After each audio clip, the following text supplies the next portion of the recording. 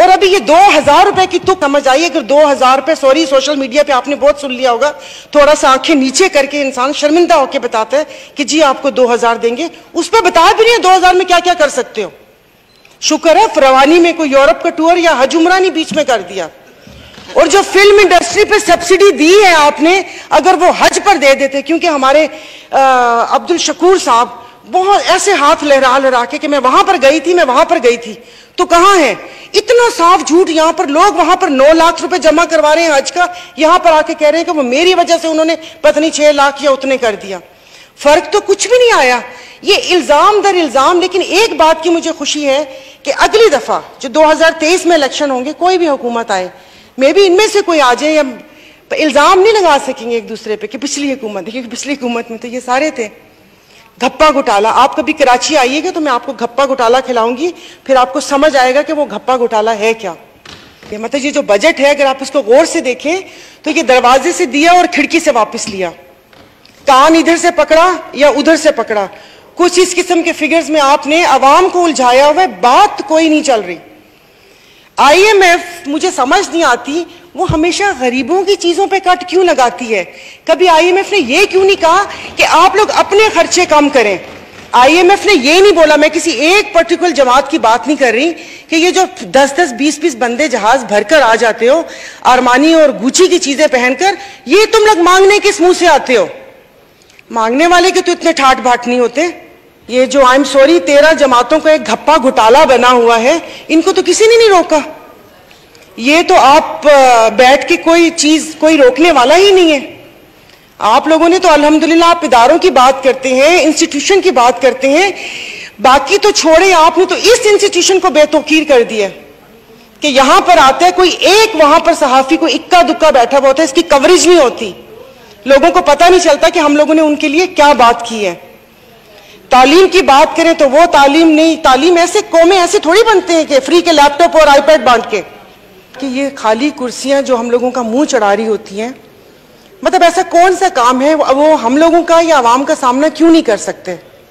और ऐसा भी नहीं है कि वो इस बजट बनाने में मसरूफ हो, क्योंकि ये तो डिक्टेशन थी, ये तो एक स्क्रिप्ट था जो यहां पर आकर पढ़ा गया है। और ये मेरे ख्याल में आखिरी बजट नहीं है, ऐसे 10 बजट और आएंगे, मिनीज, मिडीज, माइक्रो मिनीज, सब बजट आते रहेंगे। तो जनाब स्पीकर, इसमें बहुत सारी ऐसी बातें हैं जो सिर्फ मफरूजों पर कायम है, जो इस बजट के अंदर है। उसका हकीकत से कोई ताल्लुक नहीं है, ना उसका कोई फ्रेमवर्क दिया हुआ है, ना उसकी कोई डिटेल बताई गई है। जैसे अब तो यही कहूंगी कि ये कह रहे हैं कि मुल्क चलाएंगे। इन 70 सालों में हमसे कोई इदारा तो चला नहीं है, मुल्क कैसे चलाएंगे? अपने आप इदारे देख लें, भले वो रेलवे हो, PIA हो, स्टील मिल हो, डिस्कोज हो, कोई भी इदारा उठा के देख लें कि कोई वो एक इदारा जिसको हम अपना वो समझे कि ये एक संगे मील है, ये हम लोगों ने बहुत अच्छे तरीके से चलाया।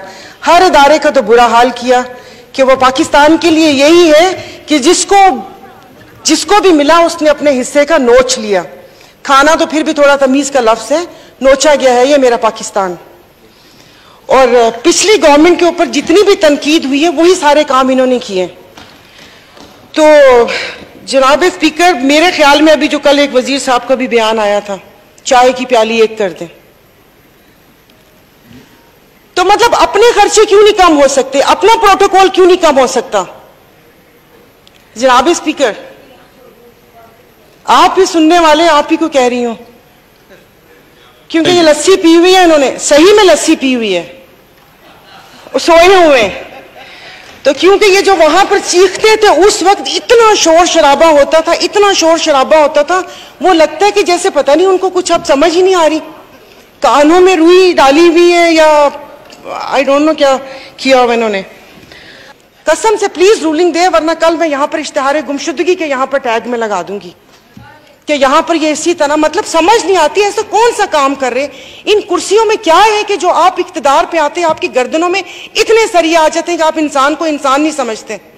और समझ नहीं आती जो भी यहां पर बैठता है, ओ भाई तुम हमारे वोटों से बैठते हो, भले हम यहां पर हो या वहां पर हो, मैं भी उसी कतार में हूं। कल को ये मुझे वोट दे, मैं PM बन सकती हूँ, सब उस वोट पे बन सकते हैं। बन के फिर बात करते हैं जमहूरियत की, जमहूरियत को रोना रोते हैं। कौन सी जमहूरियत?